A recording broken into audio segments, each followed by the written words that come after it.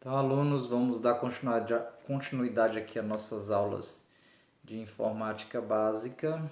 Quem tiver pelo podcast, peço que abra aí o slide para a gente aqui dar continuidade. Vamos agora entender que, vamos para o slide 2, classificação dos softwares, como que os softwares estão classificados. Em sistemas operacionais, os softwares se classificam. Opa, saiu aqui meu coisa. Então, sistemas operacionais, os compiladores, interpretadores e aplicativos. É isso que nós vamos ver nessas aulas de hoje. A classificação dos softwares, né? Nós vimos nas aulas anteriores o que são softwares.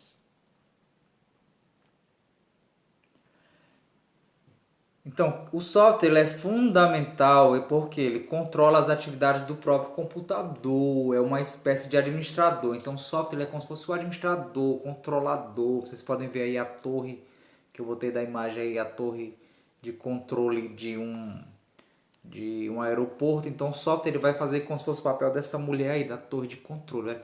Vai controlar, né? Ele vai gerenciar, né? Uma espécie de administrador do ambiente computacional. Vai gerenciar a memória, as operações de entrada e saída e a execução dos demais programas. Isso que ele vai fazer, igual essa mulher aí que está fazendo essa ordem lá na torre de controle. Slide 4. Então a gente pode dizer que ele funciona também como guarda de trânsito. O software, os sistemas operacionais, o software e sistemas operacionais que eu estou falando, viu? Dos sistemas operacionais, porque nós estamos vendo a classificação de software. Então, o que é o software, que é sistema operacional, ele também vai funcionar como guarda de trânsito, ele vai controlar o fluxo dos veículos, o requerimento de programas, o que os dispositivos de entrada e saída quer fazer. Então, o software, o sistema operacional, ele é o chefe de todos os outros programas. Ele é um programa também, o sistema operacional. Né? Só que ele é um conjunto de programas, por isso que chama sistemas. Nós vimos na outra aula que sistemas é um conjunto de programas. Quando tem vários programas juntos, chama sistema. Aí se torna um programa maior. Então ele vai gerenciar tudo. Então é o sistema operacional do seu smartphone que faz com que você possa abrir o WhatsApp. Então ele dá o comando para abrir o WhatsApp, você pode entrar na tela tal, estão selecionando. Então igual a mulher lá na torre de controle, ou aí o guarda policial, ele manda se não tiver sinal, o guarda policial é que diz qual é o carro que vem, qual é o que fica parado. Então o sistema operacional é que vai dizer aí no seu celular, no seu smartphone, no seu computador, quem é que vai parar ou não se tiver muito carregado. Se for um programa muito pesado, às vezes ele vai dizer que não dá, não tem memória suficiente, vai dizer, ó, tem que fechar porque não está dando certo. Então o sistema operacional ele vai controlar tudo isso aí, certo? Então, como todo software, o sistema operacional é carregado para a memória RAM após as tarefas iniciais executadas quando se liga um computador. Então, lembra, o sistema operacional ele vai para a memória RAM. Lembra o que é a memória RAM? A memória RAM, estão vendo bem um pente aí verde, bem do lado da placa-mãe. Essa peça grande aí é a placa-mãe. E esse pente verde aí do lado é a memória RAM. Então, quando o computador é ligado, o sistema operacional ele vai abrir lá na memória RAM, vai ficar guardado lá na memória RAM, vai ficar guardado para ficar funcionando. Então vejamos aqui um exemplo, essas coisas, como é que funciona o sistema operacional dentro da memória RAM, isso aí vocês vão ver também em aula de arquitetura. Exemplo de sistema operacional, então temos vários exemplos de sistemas operacionais, estamos no slide 7, tá bom? Quem está aí no podcast. Então temos o Mac OS, os Linux que nós estudamos, suas várias versões, o Unix, os Windows, né? O OS, então vocês podem ver aí vários tipos aí nessas imagens, o Ubuntu, o Windows, o Linux, o Android. Então existem vários sistemas operacionais. Vamos saber agora o que são os compiladores e interpretadores. Os compiladores, slide 8, os compiladores e interpretadores, eles são o quê? Programas também, né? Utilizados para construir outros programas. Então, para você fazer um programa, o programador fazer um programa, ele precisa do compilador do interpretador.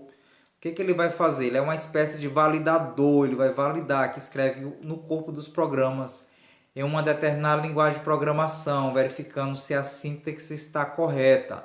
Ou seja, quando o programador vai digitar o código lá, ele vai fazer o código, ele vai digitar o código. Agora você digita o Word, o programador vai também fazer os códigos, digitar.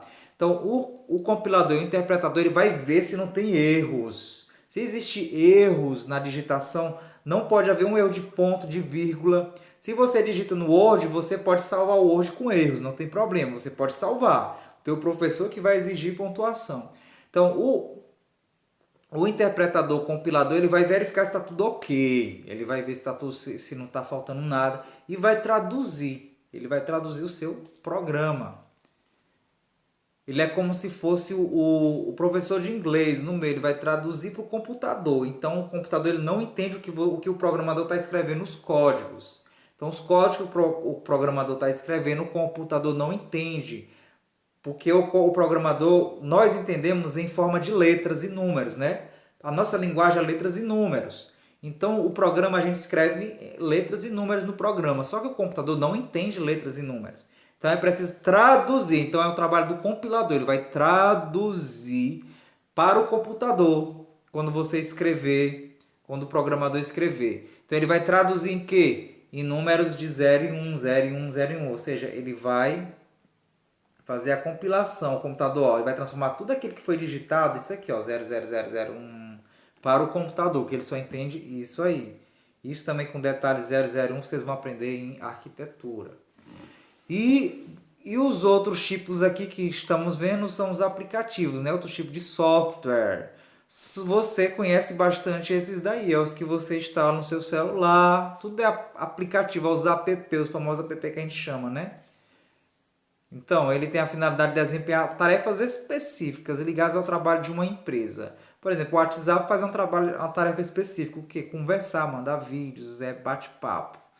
E o aplicativo do Google vai pesquisar informações. Então ele desempenha uma tarefa específica. Estou para quem está me acompanhando aí no podcast, no slide 10. Então eles são divididos, tem uns aplicativos chamados específicos e os genéricos. Vamos já ver o que são eles. Os aplicativos de uso específico. Os específicos. Por exemplo, um sistema de controle de estoque, de pagamento, de vendas de uma empresa, pela internet. Por exemplo, quando você vai comprar qualquer coisa pela internet, você abre aquele site que aparece, você pode comprar alguma coisa pelo site, comprar um celular pelo site. Tem das lojas americanas, o do Mercado Livre, o da OLX, isso aí é um aplicativo específico. Ele é um programa, é um sistema que permite você vender pela internet. Então ele é específico para esse trabalho. E o que seriam os genéricos?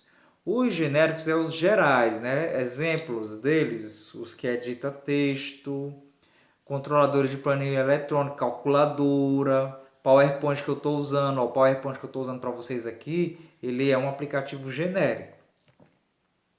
Ok?